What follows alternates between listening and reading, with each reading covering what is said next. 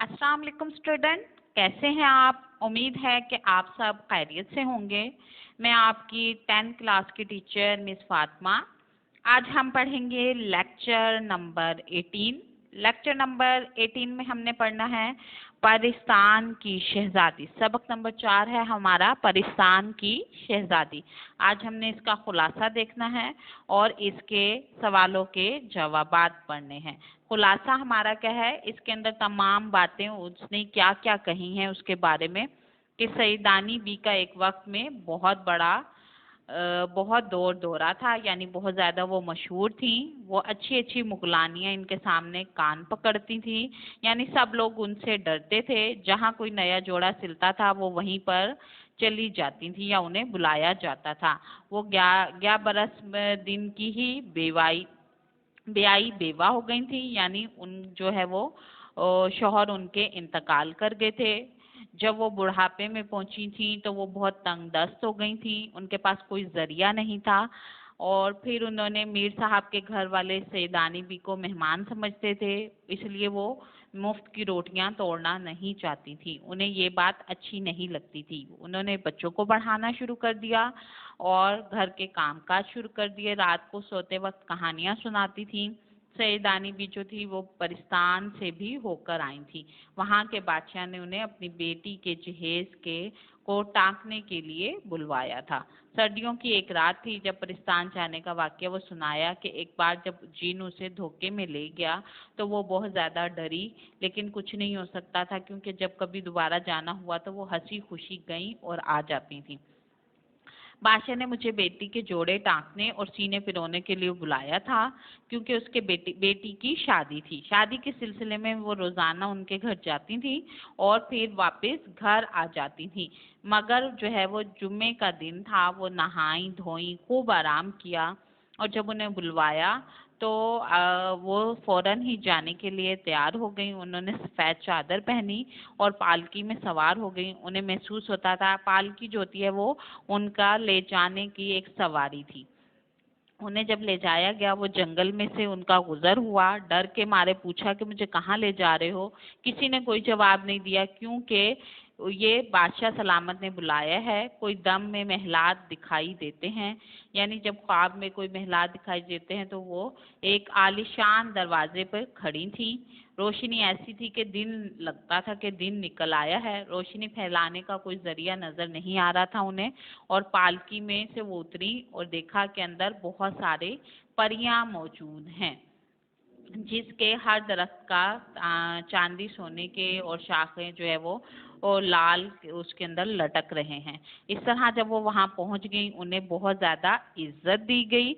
उनके दिल बहुत ज़्यादा खुश हुए कि वो मुसलमानों की इतनी इज्जत करते हैं। उन्हें खाने पीने के लिए फल दिए गए और मुख्तलिफ किस्म के खाने पेश किए गए। जो भी वो खाती थी उसके अंदर से खुशबू महसूस होती थी। उन्हें एक पान दिया गया जिसके खाने की वजह से उनके मुंह का जायका जो है वो तब्दील हो गया था और उनके मुंह में से खुशबू आ रही थी। आपको जब खाने के बाद फारिग हो गई तो शहजादी के कपड़े लाए गए और शहजादी के कपड़े टांकने का कहा गया। आपने उसको इतने अच्छे तरीके से टांका कि सब लोग आपकी तारीफ करने लगे और उसके बदले में आपको जेवरात और जो है वो जेवरात और हीरे वगैरह दिए गए। जब आप घर में पहुंची तो चिराग जल रहा था। रोशनी में देखा तो पता चला जिन्हें मैं वो कंकर समझ रही थी वो हीरे और जेवरात हैं। और घर पहुंची तो उनका जो बोनट पुलाव था वैसे ही दम पर था जैसे वो छोड़ कर गई थी। उन्हें बहुत भूख लगी हुई थी। उन्होंने खाया और उन्होंने दुआ की, इंशाल्लाह मैं कल ज़रूर जाऊंगी। ये था हमारा खुलासा। आपने इसको रिवाइज करना है। अब हम पढ़ेंगे इसके सवालों के जवाबात। सवालों के जवाबात में सवाल नंबर 1 है, सईदानी बी ने गुज़र औक़ात के लिए कौन सा पेशा अख्तियार किया? सईदानी बी ने गुज़र औक़ात के लिए मुग़लानी का पेशा इख्तियार किया, यानी वो बच्चों को भी पढ़ाती थी और सीना परोना भी करती थी, बच्चों को कहानियाँ भी सुनाती थी और वो खूबसूरत किस्म के कपड़े बनाती थी या तैयार करती थी।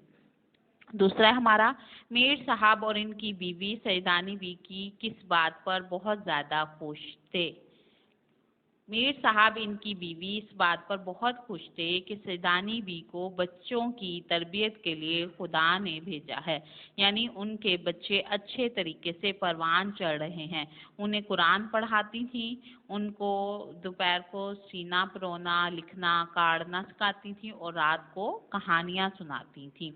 इसलिए वो बहुत ज़्यादा खुश थे। आगे है, परिस्तान के बादशाह ने सैदानी बी को किस चीज़ के लिए बुलाया? परिस्तान के बादशाह ने सैदानी बी को अपनी बेटी का जहेज टाँकने के लिए बुलाया था, यानी जो कपड़े देते हैं शादी के वक्त अपनी बेटी को, वो कपड़े जो हैं वो एक जगह अच्छे तरीके से टाँकने के लिए कहा। सवाल है, बेगम का असली नाम क्या था?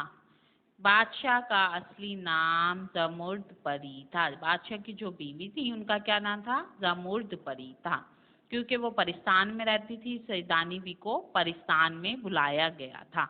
आखिरी सवाल है हमारा, परिस्तान के फलों की खास बात क्या थी?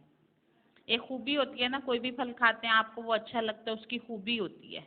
तो वो खूबी क्या थी, खास बात? के परिस्तान के फलों की खास बात थी कि फल खाते वक्त जिस खाने का दिल में ख्याल करते थे वो ही मज़ा आने लगता था। यानी कि खा तो हम फल रहे होते थे, लेकिन जो कोई खाने के बारे में हम सोच भी लेते थे तो ऐसा लगता था कि हम वो खाना खा रहे हैं, वो फल नहीं खा रहे हैं। स्टूडेंट, ये था हमारा आज का लेक्चर। आपने इसे अच्छे से रिवाइज करना है और इसका क्विज सॉल्व करना है।